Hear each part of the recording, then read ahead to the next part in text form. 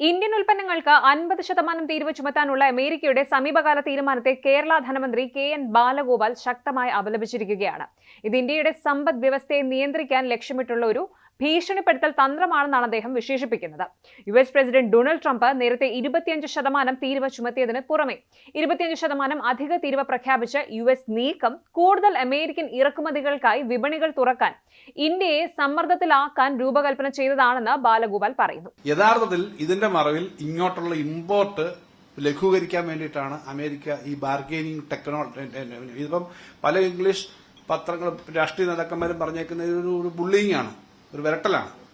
വിരട്ടി പിടിക്കുക എന്നുള്ളതുണ്ടല്ലോ, അതിനു വേണ്ടിയിട്ടുള്ളൊരു ബുള്ളിങ് പ്രോസസ്സാണ്.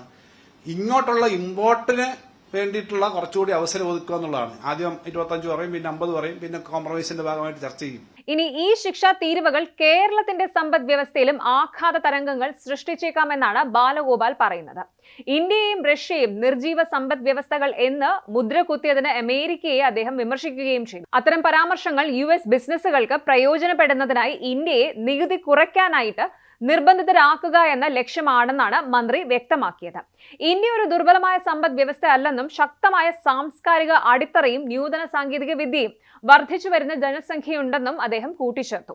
അന്താരാഷ്ട്ര സമ്മർദ്ദങ്ങൾക്ക് വഴങ്ങാതെ ഇന്ത്യൻ സർക്കാർ ഉറച്ചു നിൽക്കാനും സ്വാശ്രയത്വം പ്രോത്സാഹിപ്പിക്കുന്ന നയങ്ങൾ പിന്തുടരാനും മന്ത്രി ആവശ്യപ്പെട്ടിട്ടുണ്ട്.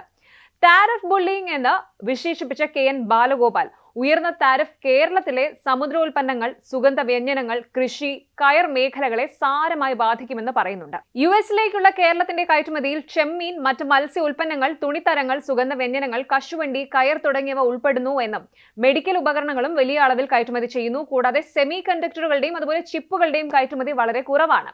സോഫ്റ്റ്വെയർ കയറ്റുമതിയും ഇത് ബാധിക്കുമെന്നും അദ്ദേഹം വ്യക്തമാക്കിയിട്ടുണ്ട്. നമ്മളെ സംബന്ധിച്ച് കേരളത്തിന് എന്താണ് ഇതിന്റെ ഇമ്പാക്ട്?